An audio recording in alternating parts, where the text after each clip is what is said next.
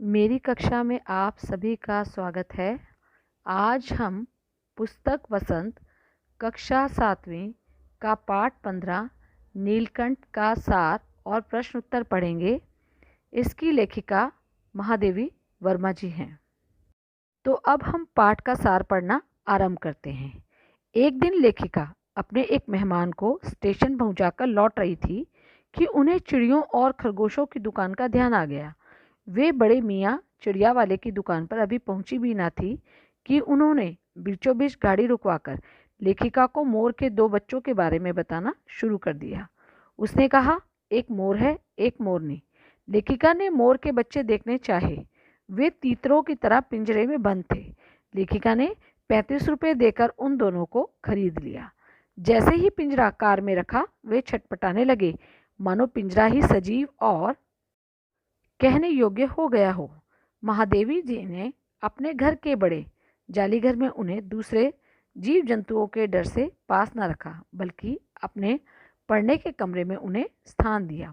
इस कमरे में उनके पिंजरे का दरवाज़ा खोल दिया गया। 2 कटोरियों में सत्तू की गोलियां व पानी रखा गया। वे कमरे में कभी पेज के नीचे व कभी अलमारी के पीछे घुस जाते। फिर वो रद्दी कागज़ की टोकरी में बैठने लगे। पूरे कमरे में घूमते, कभी मेज पर, कभी कुर्सी पर, कभी महादेवी के पास। कमरे के दरवाजे एकदम बंद रहते कि कहीं बिल्ली अंदर ना आ जाए। बड़ी कठिनाई से एक दिन महादेवी वर्मा ने इन पक्षियों को दूसरे जीवों के साथ बड़े जालीघर में पहुंचाया। दोनों नए मेहमानों का स्वागत वहां के सभी जीवों ने नववधु के समान किया। लक्का कबूतर नाचना छोड़कर उनके चारों ओर गुटरगू गुटरगू करने लगे। बड़े खरगोश सभ्य सांसदों की भांति क्रम से बैठकर गंभीर भाव से उनका निरीक्षण करने लगे। छोटे खरगोश उनके चारों ओर उछल कूद मचाने लगे। तोते एक आंख बंद करके उनका परीक्षण करने लगे, मानो चिड़ियाघर में भूचाल आ गया। धीरे धीरे मोर के बच्चे बढ़ने लगे। मोर के सिर पर कलगी सघन ऊंची और चमकीली हो गई। चोंच टेढ़ी और तेज हो गई। गोल आंखें इंद्रमणि की नीली चमक की भांति चमकने लगी। लंबी हरी और नीली गर्दन व उसके हर भाव में धूप छाई की तरंगे उठती। लंबी पूंछ व पंखों में इंद्रधनुषी रंग दिखाई देने लगे। मोरनी का विकास मोर के समान चमत्कारिक तो नहीं हुआ, परंतु उसकी लंबी गर्दन चंचल कलगी कम मनभावन नहीं थी। मोर की गर्दन नीली होने के कारण उसका नाम रखा गया नीलकंठ व मोरनी के सदा उसके साथ साथ चलने के कारण उसका नाम रखा गया राधा। नीलकंठ की भाव भंगिमाएं लेखिका को आकर्षित करती।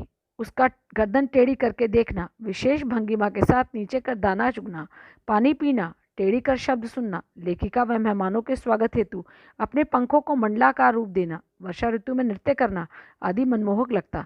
सभी जीव जंतुओं ने नीलकंठ को अपना संरक्षक व सेनापति नियुक्त कर दिया। सबको दाना खिलाने आता। किसी के कुछ भी गड़बड़ी करने पर अपनी चोंच से उनके ऊपर प्रहार करके उन्हें दंड देता।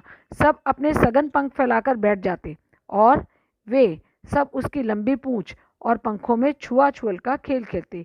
एक बार एक सांप न जाने कहां से जाली के भीतर आ गया और छोटा खरगोश उसकी पकड़ में आ गया, तो नीलकंठ ने सांप पर वार करके खरगोश के बच्चे को बचाया।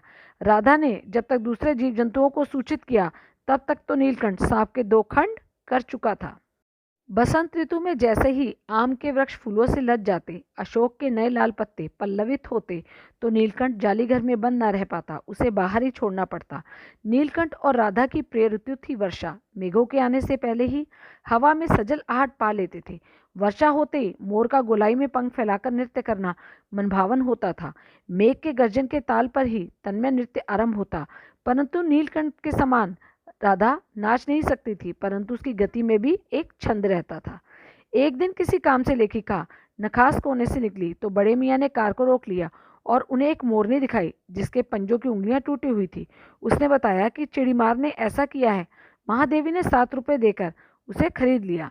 पंजों की मरहम पट्टी करने के 1 महीने में वह अच्छी हो गई। वह थोड़ा डगमगाती हुई चलने लगी। उसे भी जालीघर पहुंचाया गया व उसका नाम रखा गया कुब्जा। कुब्जा बाकी जीव जंतुओं की भांति प्रेम मिलाप वाली नहीं थी।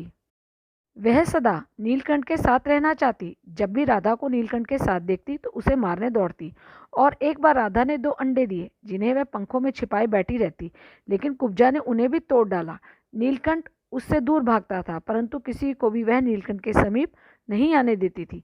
राधा से अलग रहकर नीलकंठ अप्रसन्न रहने लगा।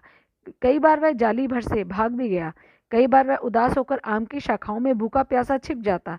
एक बार खिड़की के शेड के ऊपर छिपा रहा। अब नीलकंठ की चाल में थकावट व आंखों में शून्यता रहती।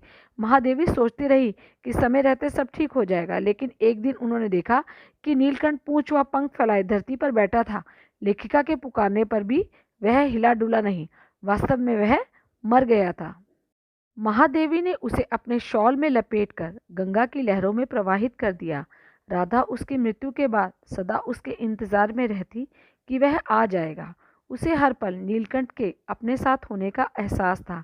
आषाढ़ माह में जब बादल छाते तो वह कभी ऊंचे झूले पर चढ़कर, कभी अशोक की डाल पर अपनी तेज आवाज में नीलकंठ को बुलाती रहती।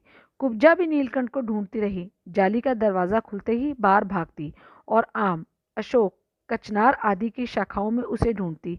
एक दिन आम की शाखा से उतरी की अल्सेशियन कुतिया कजली उसके सामने आ गई। उसने कजली पर भी चोंच का प्रहार किया। कजली ने 2 दांत उसकी गर्दन पर लगाए, जिससे उसकी भी जीवन लीला समाप्त हो गई। अब हम पाठ के प्रश्न उत्तर करना आरंभ करते हैं। प्रश्न 1, मोर मोरनी के नाम किस आधार पर रखे गए?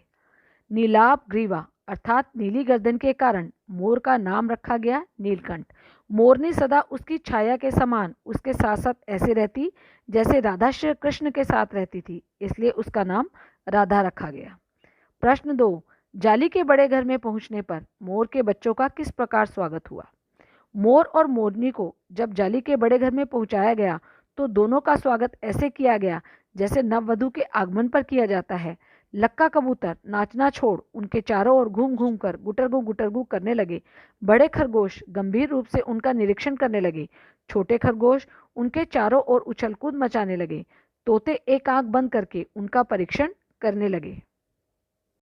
प्रश्न 3, लेखिका को नीलकंठ की कौन कौन सी चेष्टाएं बहुत भाती थी?